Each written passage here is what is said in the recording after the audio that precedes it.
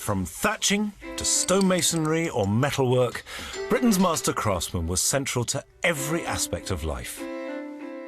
Down the centuries, their workmanship has defined the fabric of this country, from the grandest cathedral to the simplest of tools. Iron Age man, every time it made an iron instrument, they had to do this. Yeah. There are still guardians of these crafts working today, who are dedicated to taking the long tradition of these skills into our modern world.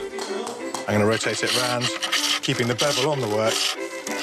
In this series, complete beginners with a genuine passion to learn will be given an intensive introduction by some of these experts. You need to get that power into it, rather than tickling it. But can a complete novice master even the basic elements of the craft in a short space of time, however intensive? You go through hell trying to get it right, and then all of a sudden, one morning, it'll just click. And will they have acquired the skills to make something that is both beautiful and useful? I amazed myself, and I kept looking at it and thinking, did I do that?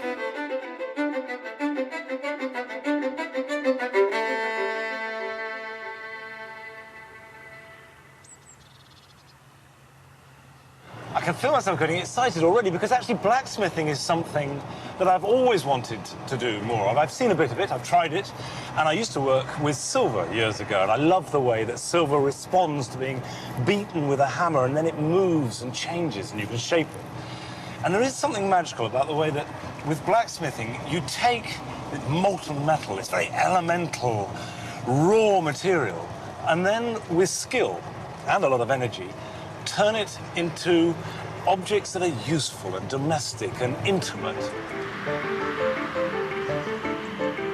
The blacksmith craft was once essential to almost every tool or implement conceivable, and for centuries the local smithy played a pivotal role in every community. Don Barker has been a blacksmith for over 30 years. He's a master craftsman and has made ironwork for the royal family, Westminster Abbey and St Paul's Cathedral. And blacksmithing is in his blood, with both sides of his family working in the trade for the past 300 years. And it's here, in this forge taken over especially for this project, that Don will teach 3 beginners the elements of his craft. Well, there it is, the blacksmith forge here in South Ferriby on Humberside. And this low, fairly dilapidated building is right on a busy road, surrounded by buildings. And that's how blacksmiths always were. In fact, that one's been there for hundreds of years. Because blacksmiths didn't just do a specialist job stuck away on the equivalent of an industrial estate. They were the hub of the community. Around everything else revolved. Everything that needed a metal tool of some kind, every metal component from a nail to a spigot, had to come from the blacksmith. Hello. Hello. Be with you in a minute. Just a sec. Morning. Good morning. You must be Don. I'm Don Barker, yes. How do you do? Pleased to meet you. And you. I mean, in day-to-day life, now, we need blacksmiths. Is it an indulgence? We do, yeah. What for? Well, there are things that can't be done by anybody else, really. And mainly making quality gates, making quality ironwork. Would a beautifully made gate be ridiculously expensive, or would it be within the reach of well, most people? It depends how you look at it. Yeah. The most expensive gate that I've ever made was £50,000. That's quite a lot of money. Which is a bit out of the range Yeah. of the majority of people. But then we've made beautiful gates for £800. In a very short while, you're going to have 3 people turning up. No idea what they're going to be like. That should be fun. What will you look for? What will you look for in that first day? First of all, they need to be enthusiastic and they need to be wanting to have a go. Yeah. Secondly, they need to have a sort of innate ability for hand-eye coordination. And how long will it take for you to work out whether they'll be any good or not? About an hour. No. Yeah. Our 3 would-be blacksmiths each have their own particular reasons for wanting to learn this craft. Dominic Branch comes from London. He's done a variety of different jobs and is currently a part-time market trader. Morning, Moore. He's always loved metal and is hoping that the craft of blacksmithing is the key to a better life. These are implants. I make a small incision They feed it through, there's a little ball on the end, and then the flesh just tightens up around them. Everyone's got a passion for certain things, but I like metal. I like the way it shines, like the feel. It's manly. It's really manly. At the moment, I'm working in Camden on the market stalls. Good morning. Morning, sir. If I had the skills of a blacksmith, I'd be able to generate my own little pieces of art that I can sell to the ones in public. I mean, how nice would that be? Nice? Yes. I want to wake up in the morning, look forward to going to work. I don't want to wake up and dread it. I want to go in and enjoy my day. Hugh Gallagher has recently returned from Spain to start a new life following the breakdown of his marriage. I have a son of 11 and I have a daughter of 3. My son understands why I'm here. Every time I speak to my daughter, she says, "Well, am I coming home tonight?" That breaks my heart. Hugh is an architectural illustrator, but hopes an intensive course in blacksmithing will rekindle a passion for sculpting in metal, which he briefly but impressively pursued as a teenager. This one here is the first one I ever produced. It's a cross of our Lord. We have this one, which is the second one I ever made in metalwork. I think I was 16 or 17 when I did this one. To pursue something that I enjoyed doing so much when in my younger years, it's given me a new energy. Jill Fewing works as a part-time museum educator and also looks after her elderly aunt and mother. Her grandfather was a blacksmith, and she wants to see if his smithing genes have been passed on to her. I come from a line of quite creative people. My grandfather could make things and build things. My dad, my grandmother, my mother can all do stuff. And you come to me and you think, I don't know if I can. Now is the time to try and find out whether I can really do something or not. I am just about still fit enough, and my family are still well enough for me to have time to try. So the doorway to step through is now. It takes an apprentice 4 to 5 years to qualify as a blacksmith. These 3 have just 6 weeks to master the basics of the craft. From managing the furnace to forging metal into objects that are both useful and beautiful. At the end of the 6 weeks, they'll be judged on a final project, and the winner of that will have the opportunity to go on and work alongside professional blacksmiths on the restoration of a prestigious National Trust project. Hello. How are you doing? I'm Monty. Dominic, pleased to meet you. Dominic, hello. Jill. Right. Hugh. OK, fine. We're here. We're coming around the corner. But that is a long way ahead. And according to Don, if they lack basic hand-eye coordination, they're going to fall at the first hurdle. This is Don, who is going to be teaching you everything he can. Well, I think the best thing to do is to learn to make something very basic, which is a nail, which is something that around the Birmingham area was done day after day after day. When they'd done the quota, they could go home. What was the quota per day? Well, I think for a decent-sized nail, it was 60 an hour. I want you to make the standard nail I'm going to show you. I want you to make 10 an hour, and that will prove to me whether you've got the potential and capability of becoming a blacksmith. Controlling the temperature of the metal is the key to blacksmithing. If it's too cold, the metal won't be pliable enough to work. But if it gets too hot, it then burns and turns brittle once it's cooled down. So basically, we're going to put a taper on this.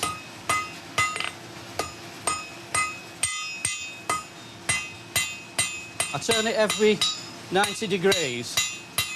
Keep it square.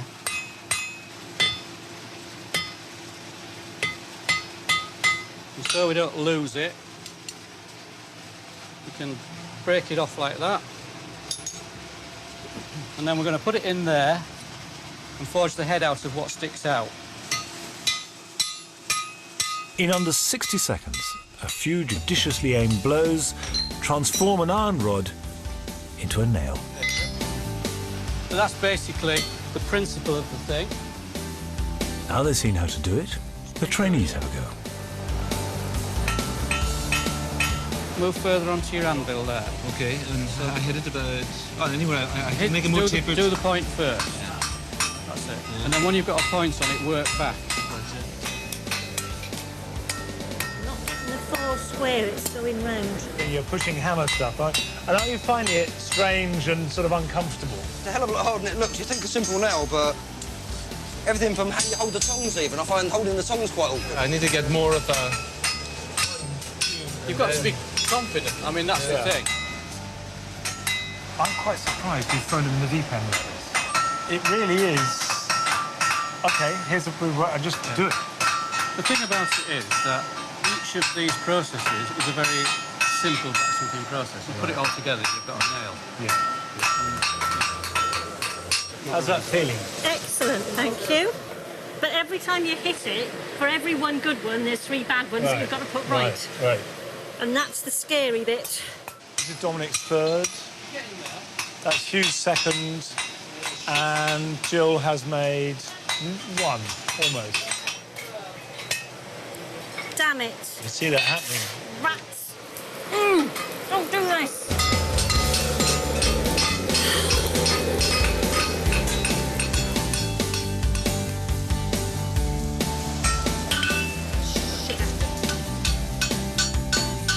After an hour of energetic nail making, it's time to down tools.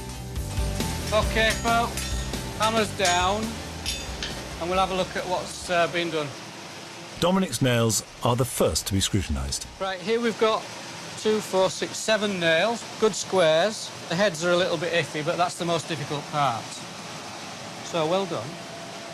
Next, Hugh. Not quite as pretty as they might be, but nevertheless, you've done very well. I think that's great. Lovely. And lastly, Jill. Right, here we've got really well-shaped nails, good square taper. Heads could need a bit more work on them, but I like to say that I think you've done really well. I'm very pleased, and strangely enough, I think you've all got potential. I was hoping that... It's the beginning. Right. And now the final test. Do they do the job they're designed for? One of the sort of absolutely essentials of any piece of craft work is it's got to do the function for which it was made. Absolutely, yeah. No matter what it looks like. That's the whole point of the exercise, Yeah, really. it's got to do it. Right, they go into the stretcher, which is this bit here. Does that look good, or does that look good? I think it looks good. Right, next one, please. That's it. Beautiful.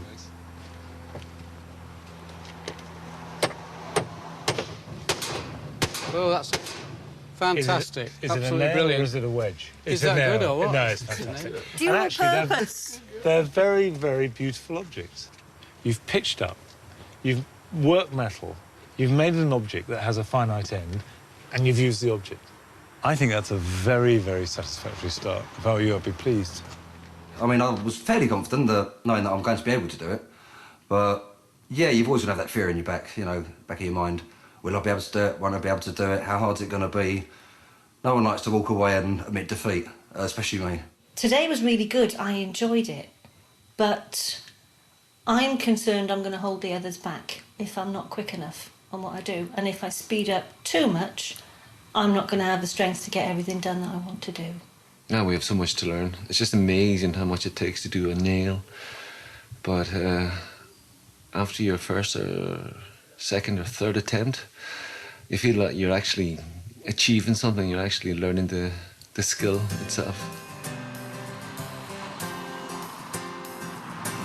They've all passed Don's initial test, but making nails is just the beginning. Every apprentice will master a few basic skills in the forge very early on. And one of the first that they have to do is a scroll, which is taking a bar of metal and learning to heat it and hammer it into this beautiful fluid scroll. Now, the art of that is partly just turning the metal, but the really important thing is to get a sinuous curve. It looks simple, it's quite tricky, but it's absolutely essential. But before they can get started, they must learn how to control the blacksmith's most important ally, the forge, which should burn at a constant 1200 degrees. In order to manage the fire properly, you need to have coal black on the top so it doesn't heat you, and it keeps the heat into the fire. Yeah. When you put the bar into the fire, if you put it in slowly, it pushes the fire out of place like that. So you need to push it in quickly so that it punches a hole in the actual fire mound and it doesn't damage it. And the better you can keep that nucleus of the fire, the hotter the fire will be in a small area. The temperature you need to work at for this is between yellow and down to dark red. So if you see white sparks in the fire, it's because your metal's burning away inside there. It's in there. That's too hot for what we're doing. Firecracker. So don't get it as hot as that, and you'll be fine. There are lots of different types of scroll, but this one's called a fishtail scroll.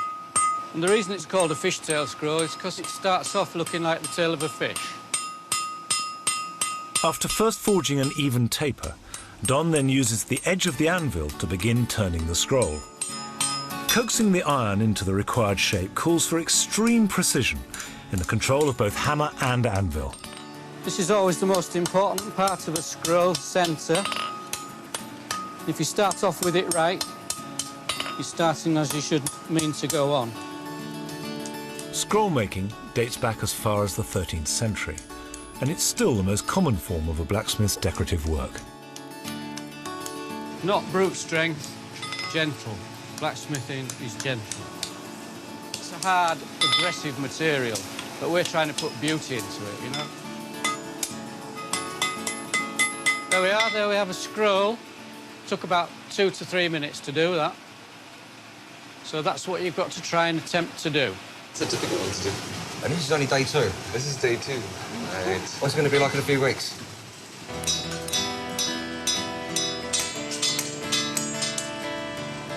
They must learn to control the temperature which is in the metal. So it must be consistent to get the curve, the gentle curve of the scroll perfectly proportionate to the middle of the scroll.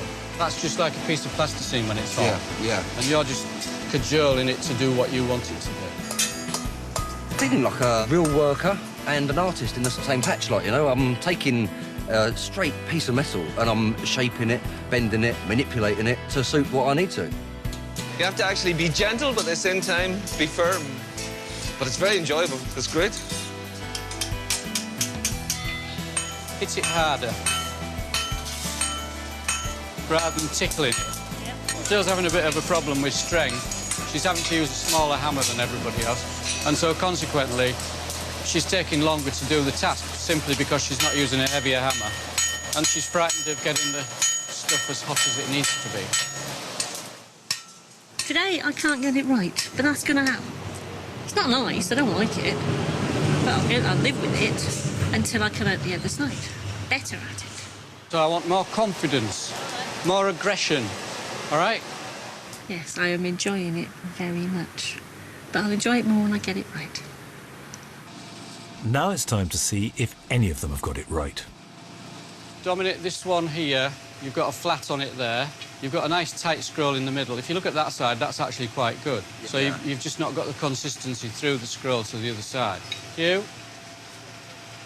That's a little bit uneven.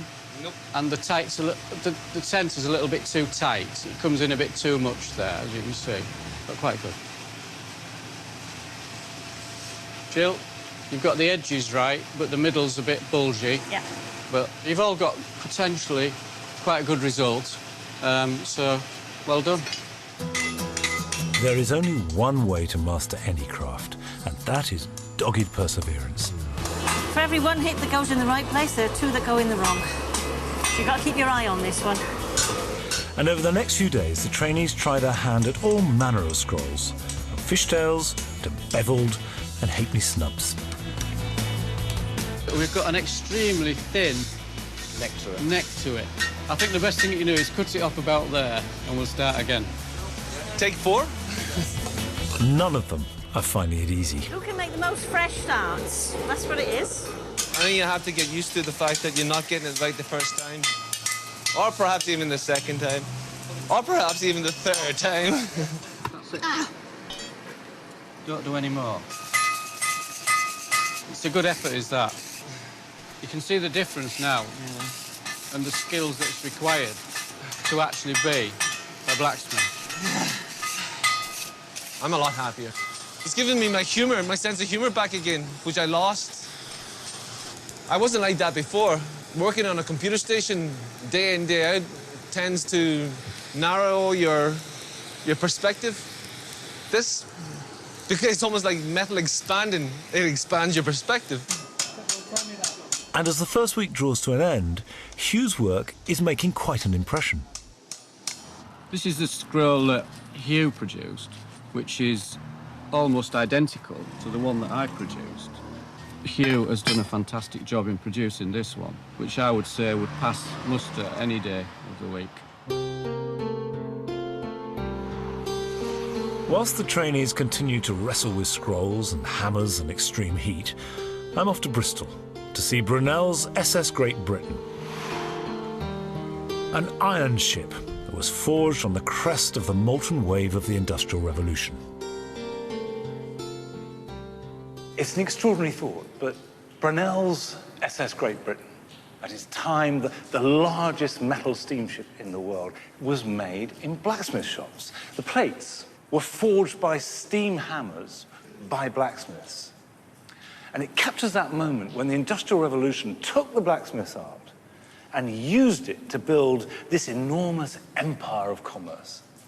I'm meeting Shane Casey, a marine archaeologist, to learn how the traditional blacksmiths realised Brunel's revolutionary concept. The iron plates would have been rolled to specific thicknesses and shipped down to Bristol in generally 6 foot by 2 foot lengths. Meanwhile, the Great Western Steamship Company had erected a massive factory, and there they would have heated the plates up and then forged them to the desired curvature of the hull. So you're implying that every plate was done as an individual unit? Yes. Everyone was made to fit? Yes, yes. The ship weighs 3,500 tons and took more than 300 people over 4 years to build. Well, here, Monty, you can see the structure of the ship. The whole thing is held together by hundreds of thousands of rivets. Each rivet made by hand and put in by hand. Requiring absolute precision, speed, teamwork, and an eye for exactly how hot the rivet was. What you've just described is a blacksmith's craft, isn't it? Precision, Absolutely. speed, an eye for heat, Yes. understanding the metal, times lots of hundreds of thousands. For 4 continuous years. Well, you get good at it, wouldn't you?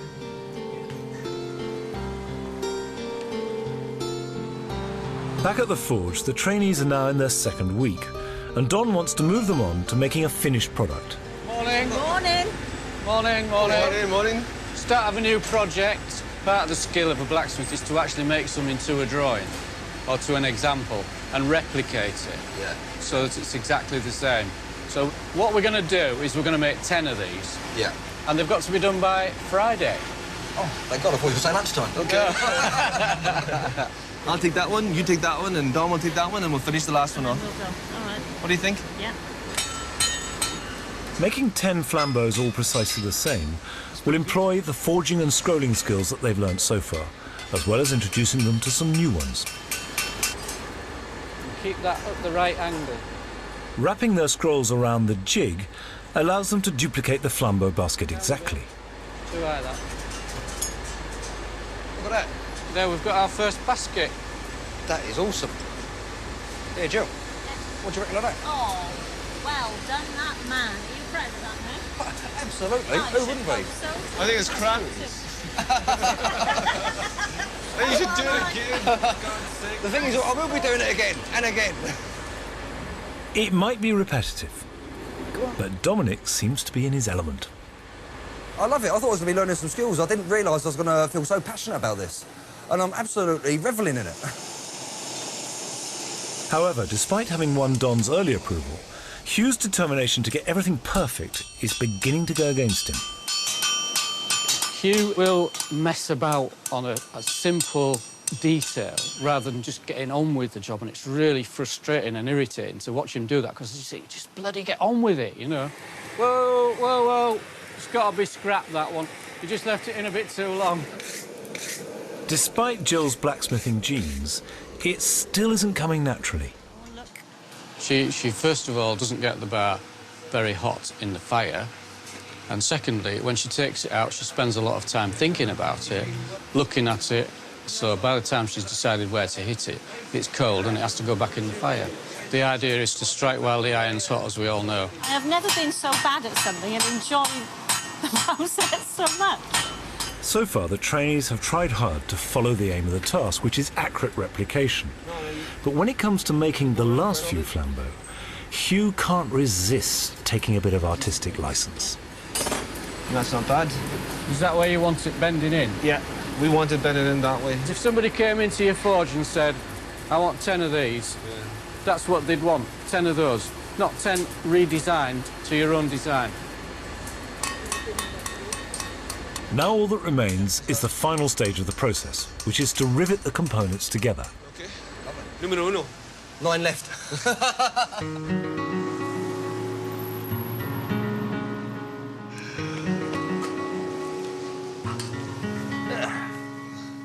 Let's just have a look at what we've got here. First of all, the thing that strikes me most is that if you put the scrolls facing you and then look at the difference in the bends at the bottom, this is how it should be, that's how it shouldn't be. So that's wrong. But the worst effect we've got here is the fact that that has only got 2 twists on it. The template had 3. The importance of keeping the things all the same has been allowed to go to the wall a bit. Yeah. For me, it was a bit of a challenge because I prefer more artistic flair when I'm doing something. And it was difficult for me to actually stick to the brief, like start putting in an extra scroll and say, well, that's nicer and that's better than the clients, and we'll go with that. You know, you can't do that, not with this type of exercise. Don's organised a bonfire party and has invited some of his fellow smiths along. There's the lads. Hey, how you doing? Hi, guys. Hiya. Hi, Hugh. How you doing? Dominic. You all right? Yeah, good, thanks to you. Good journey. Andy, what do you reckon to that? Yeah, it's very good for a first attempt. Yeah, yeah. Rivet's pretty good. Yeah. And it's kicking out at an angle. Narrow there, and then it goes very wide there. Yeah, I and like then that one. flat there. Stick him in the ground, boy.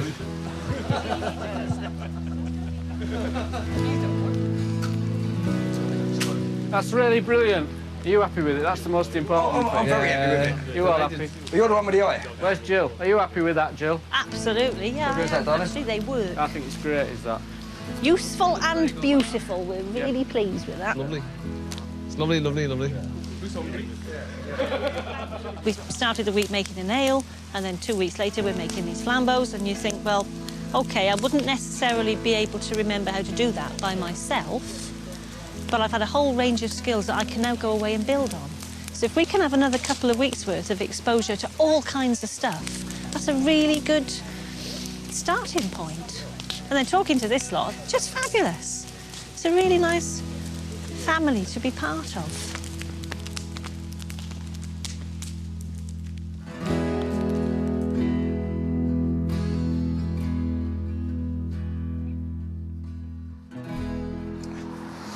I've come up to Humberside for my second visit to the trainees at the forge, and I've heard good things, that they're very excited, they're very motivated, and they've been making some really interesting stuff. And one trainee has some particularly exciting news. Now, I just want to be a blacksmith. When did that moment hit you? About halfway through the first week. I don't want to sound cheesy, but I thought this is meant to be. Yeah. Yeah, yeah. Well, I can see by the way you're speaking it meant to be. So we're at the halfway stage, effectively. Yeah, they're at the halfway stage. The progress has been varied. Take them one by one. Right, we'll take Dominic first, because Dominic shows the most promise of any of them. He's enthusiastic, he's got the aggression that you need, and he's confident. What about the other two? Well, we'll take Hugh first of all. OK. He actually is a perfectionist, I think. And he tries very, very hard to get things as perfect as he can. One might think, if someone said he tries his best all the time to get as perfect as he can, as a glowing tribute, but from the tone in your voice and what I'm reading between the lines, you're seeing that as a real fault. It's a fault because he's spending too much time bashing the metal about. And as a consequence of that, he's kind of torturing the iron. And finally, Jill. Jill is a totally different kettle of fish, really. She's improved dramatically, but her level is still well below the level of the guys. Don may be right about this, but I want to get Jill's take on the last couple of weeks. So first thing is how's it been? What's the experience been like? Bits of it have been terrific. Bits of it, it's no fun being bottom of the class all the time. Are you bottom of the class? Yeah, I think so. It's hard being female in a male environment to a certain extent because you don't want concessions. And you don't want to let down the rest of the female population by being a girly whinger. Maybe by just indulging in you and blacksmithing and just let it happen on your terms, maybe the blacksmithing would benefit too.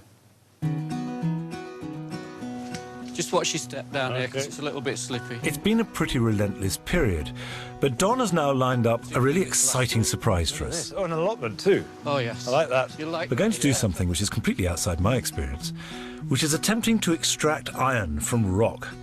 Don has recruited Dr. Jerry McDonnell, a specialist in pre-industrial smelting techniques, and he'll oversee the process. Meet Monty. Jerry, nice to meet you. Hi, hi. Nice to meet you. I gather you're smelting. Yes, yes. Right. Inside the furnace, iron ore, which is lumps of metallic rock, is heated in layers with burning charcoal, which can reach temperatures of 1500 degrees centigrade. Now, the metallic iron, because it only melts at 1584 degrees Celsius, is not liquid. All the other metals used in antiquity, copper, tin, lead, would have flown out of here because they melt. Iron is totally different because they couldn't melt it. And because it can't be melted by charcoal, the end result is a terrifyingly hot lump of iron and rock impurities called a bloom. I mean, you can see this great grey cauliflower. That's bloom there. That's it. That's a big lump there. Can somebody try and get that out? I think Monty's got it. How about that? That's the fella. That's another big lump, I can tell you. Should we wheel it up to the... Yeah. Now that is just the beginning. We now have to somehow transform this unworkable bloom into a lump of pure iron. So, when it comes out of the furnace, then it has to be reheated in order to happen. By reheating the bloom to 1200 degrees in the forge, the impurities, but not the iron, will melt and then can be squeezed to the surface and forced out of the metal. How will we know when it's ready? Well, what we'd expect to see is it slowly changing shape and effectively the smith starting to control that shape. That's a better heat. This is the 20th time that Jerry has done this experiment and only succeeded once before, so it's all a bit of a gamble. If Don struck the bloom directly with a hammer, it would shatter. So he's using lengths of wood to soften the hammer blows.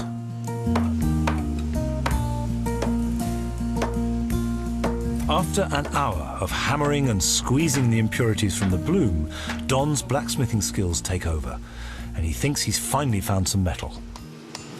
So that now is sounding really metallic.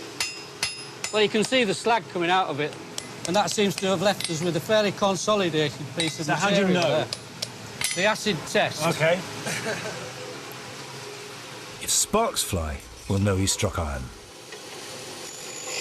Fantastic! I caught it on the tongs. That's definitely iron. Yeah.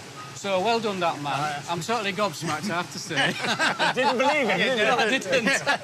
I was starting to lose belief at one stage. Don will now take this small piece of metal, known as a billet, and continue working it to try and remove all the remaining impurities, leaving behind just pure iron. I think everybody in the room felt they were in on something special on that. And part of that is because, truthfully, I don't think we really thought the magic was going to happen. And it was there. There was this nugget in there, and playing with it, cajoling it, forming it, really special. I mean, alchemy is a cliche, but it is alchemy. It was turning stone into metal. It doesn't get much more magical than that, does it?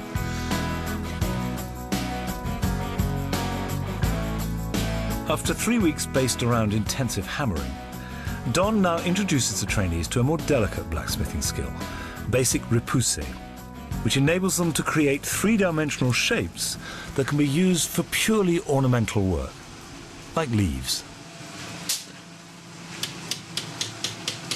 So far, it's been quite heavy stuff. This is much more delicate. I love doing this, the leaves and the nature stuff, but I would love to do it about 8 feet tall. I would love to do big stuff. The last skill they need to be introduced to is the art of fire welding, which involves fusing two pieces of white-hot metal together to become one. More.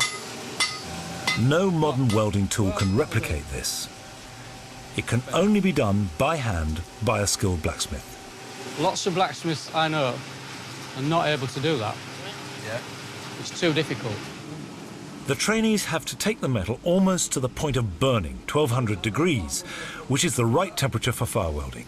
I just know it's bloody hot. And it's a white heat that sparkles. It's all done by the eyes. It doesn't matter what temperature it is, just the eyes. You see it, you do it.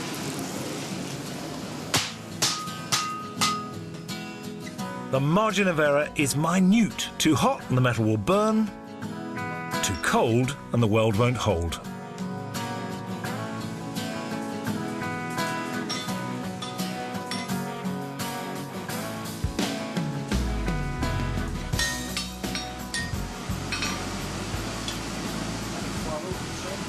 They've now been introduced to all the basic skills a blacksmith apprentice would acquire after a year in college.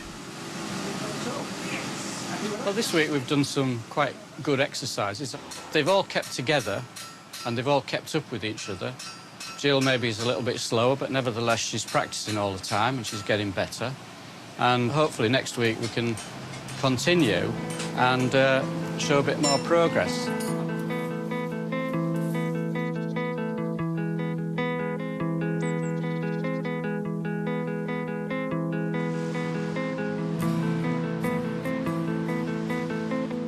A lot of modern blacksmithing work involves restoration and conservation.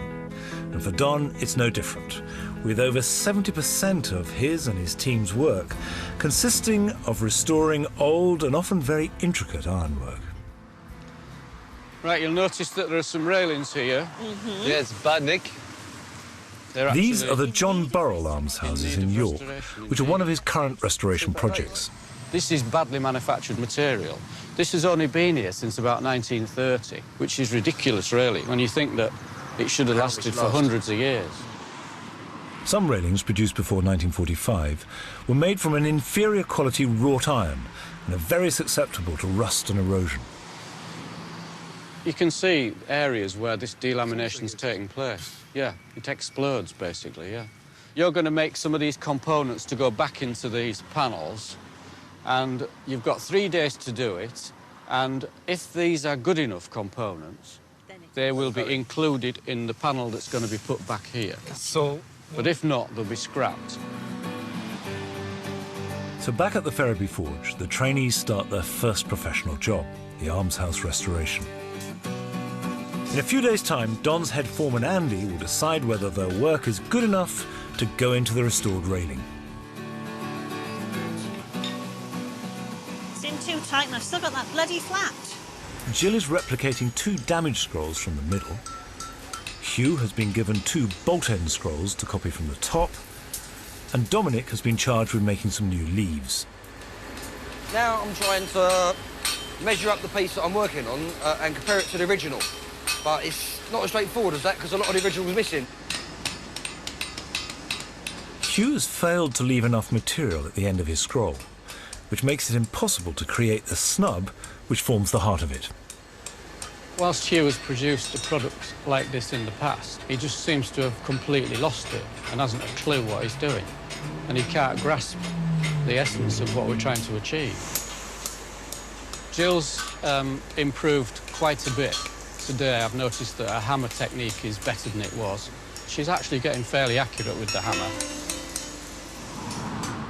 The trainees have just 24 hours in which to complete their work.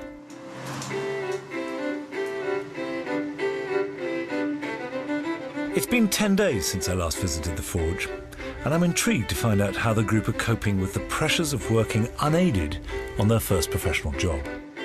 Because today that's going to be assessed. And of course, it'll be judged by professional standards, and it doesn't matter how hard they've worked or how much progress they've made individually. Either it's going to be good enough or it won't be.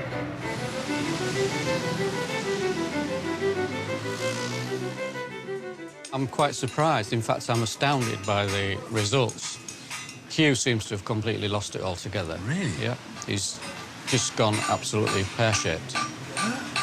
Jill is improving all the time, and so she's actually probably got up to a similar standard to Hugh, which is really good.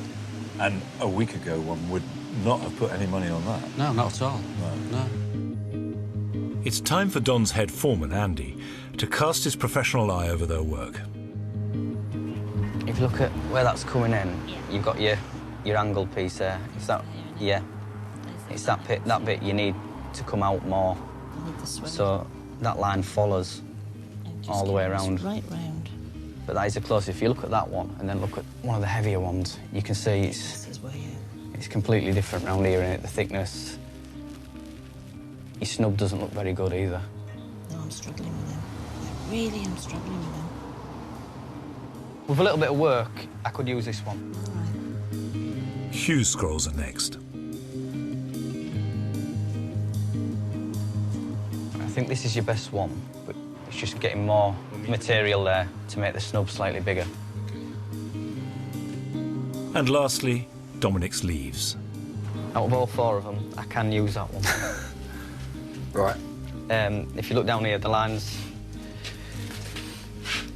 and everything are flowing down there nicely. It just matches very well.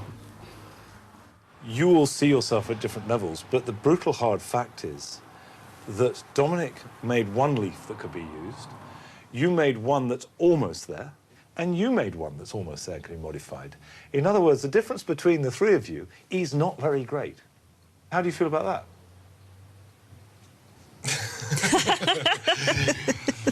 Surprised. No, it's good actually to hear that. Maybe you're better than you think you are. Yes. Maybe I am. Yeah. It's a good result for everybody, and an opportune moment for a word of wisdom from their mentor. You start off with this process, and you actually improve for a period of time. And then you get to the stage where you disimprove, because you're thinking about too many different processes, and you go through hell trying to get it right. But then, if you persevere and say, I'm going to crack this, I'm going to bloody well do it, then you go for it. And then all of a sudden, one morning, it'll just click like that. And you'll never, ever forget how to do it again. Dominic, Jill and Hugh are almost at the end of their course, and it's time now for them to take on their final and biggest challenge. Now, an Englishman's home is his castle, and it doesn't matter if it's a sock-and-grate palace or a humble terrace house. It all needs a front gate, or at least it used to, because it does seem that increasingly people don't bother with a gate. And if they do get round to putting one in, they go and buy one off the shelf. But in the past, of course, gates were made by blacksmiths. So for this final project, we're going to see if we can excite the local community to care about handcrafted gates. And to that end, we put an ad in the local paper.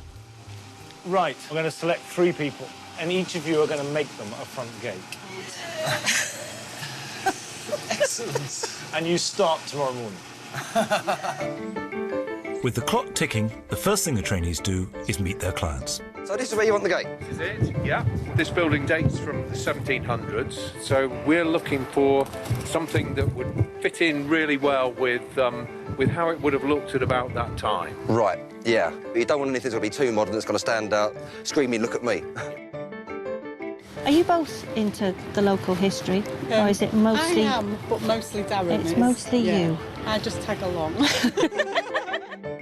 I like this rose that you've got, that's lovely. Okay, I'm going to put it next beside these elms. What else did you say? I like crosses. Okay, good. Very good.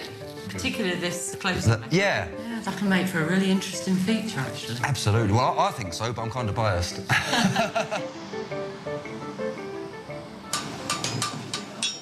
When they've worked out their designs, the trainees must now transfer them onto a template on the floor, which are inside frames that are being made for them by Don's company.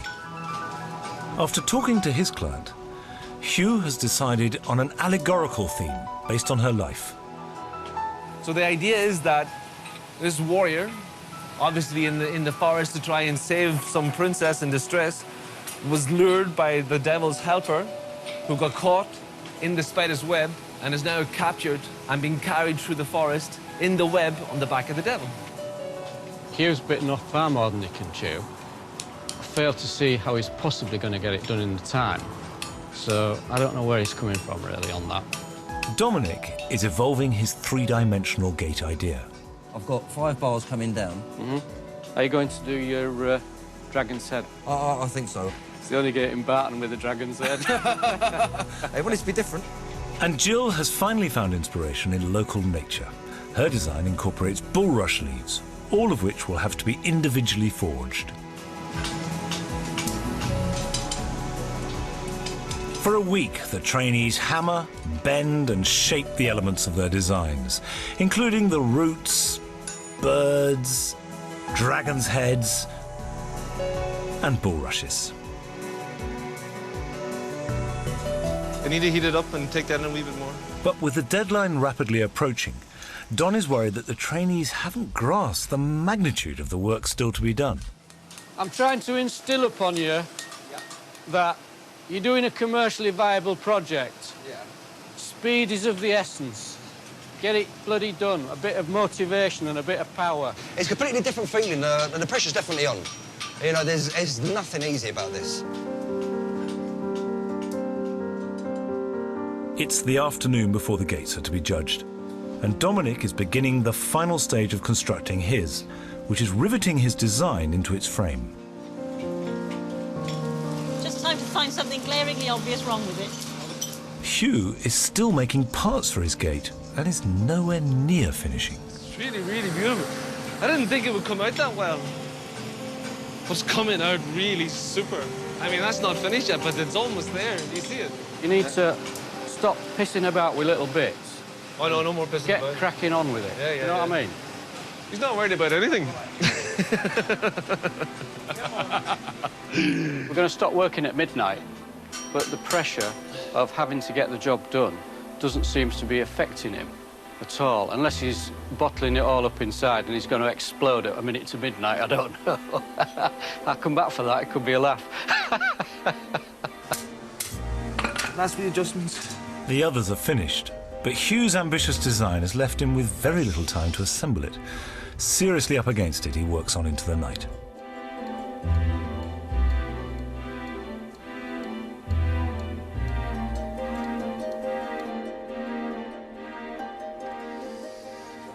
Well, it's Judgment Day, and the important thing is that each of the trainees can show themselves off to their very best. Now, I'm sure they don't know what that is.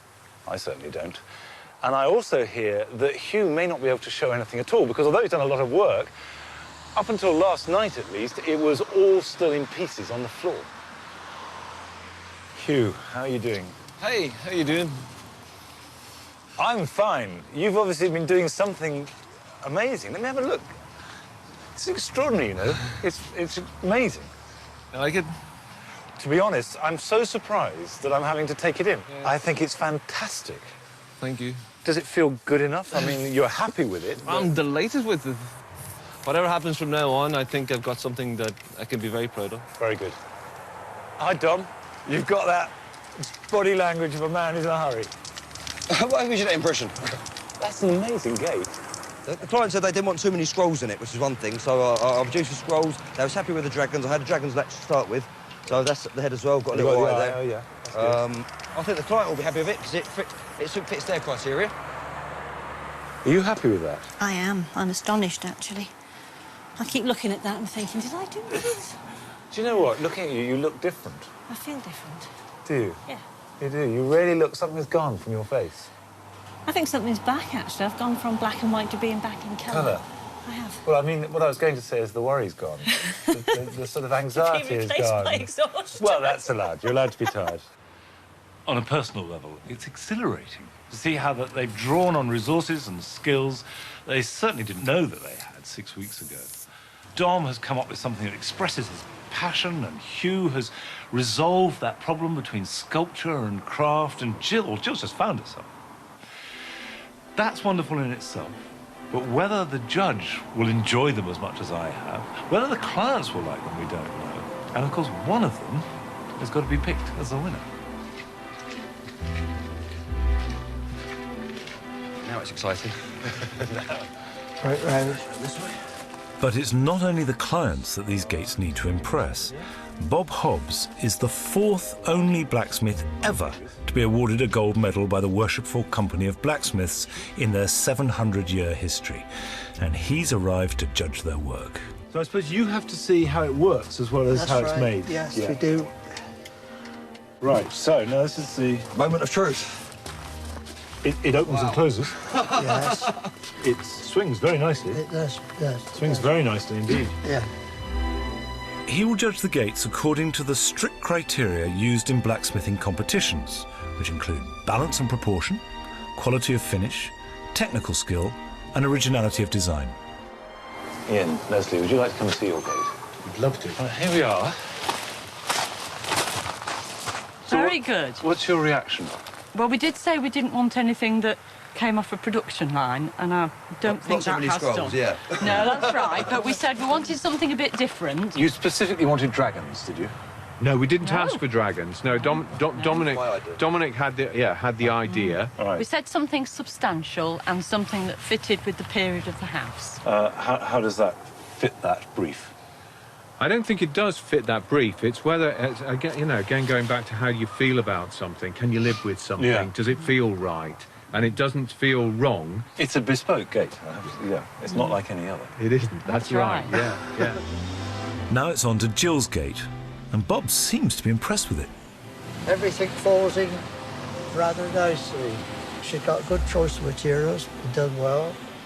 The whole gate is simplicity in itself, and it all works well. How do you react to that? I'm really pleased. That's Good. lovely. You're very, very, very pleased, aren't you? Yes, I am. Yeah, that's Yes, good. I am. Good for you. Pleased. You better come outside to see it from the front, because it has a front. And It's beautiful. it's really, really good. Absolutely beautiful. Thank you. It is really beautiful. Yes, it is. And lastly, as the rain starts to fall in earnest, Hugh. Oh wow! I love it. Thank you. Is it what you thought it would be? It's better. Is it? I like the rose.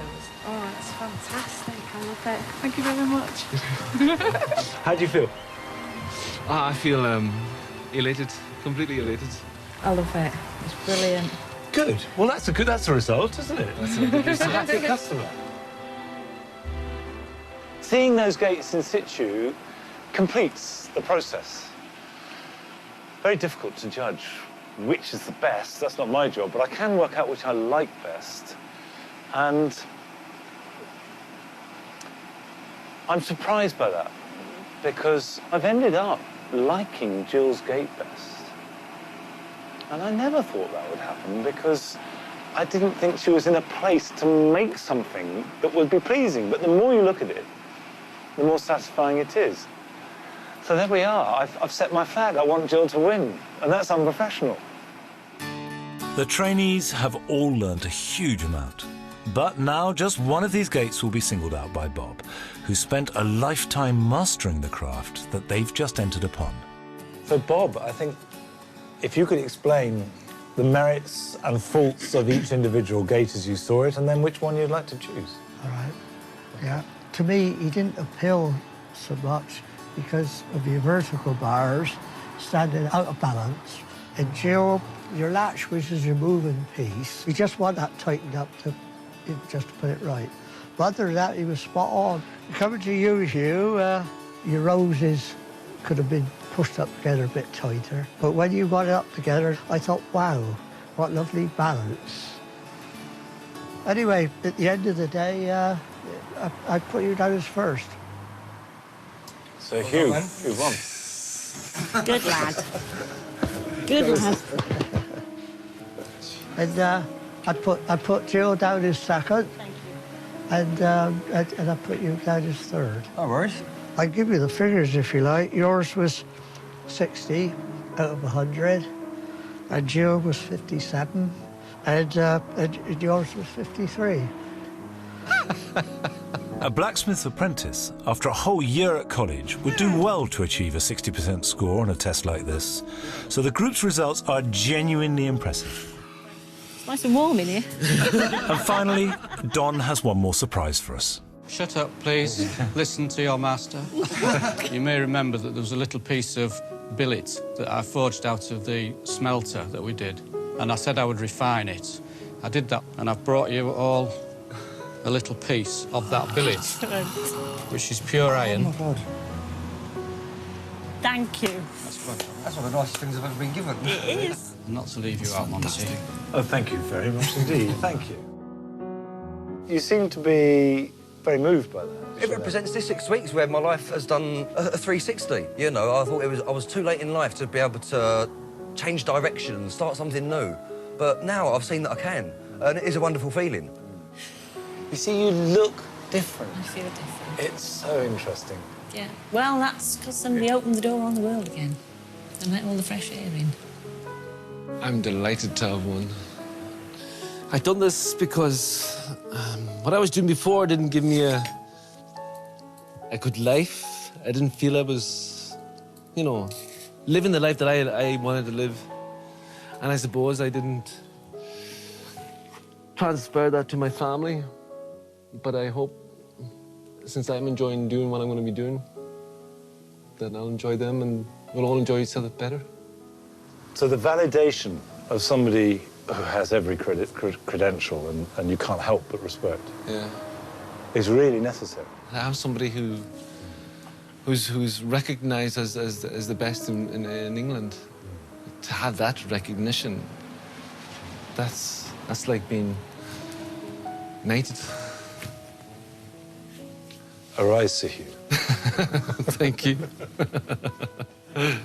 I hadn't realised that winning this was so important to Hugh.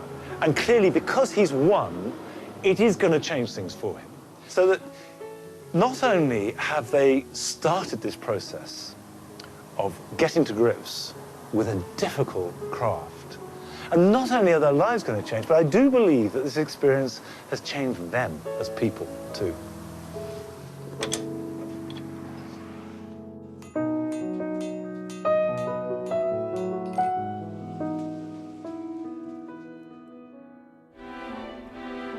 Next time, we're heading to church to introduce a full-time mother, a trainee architect, and a grandmother to the ancient craft of stained glass. It is not going to be easy, but there is no way will I fail at stained glass. And while I explore its venerable history, they will struggle to master the exquisite delicacies of the raw material. If I could actually use this skill as a new way of making money in my life, I would love it.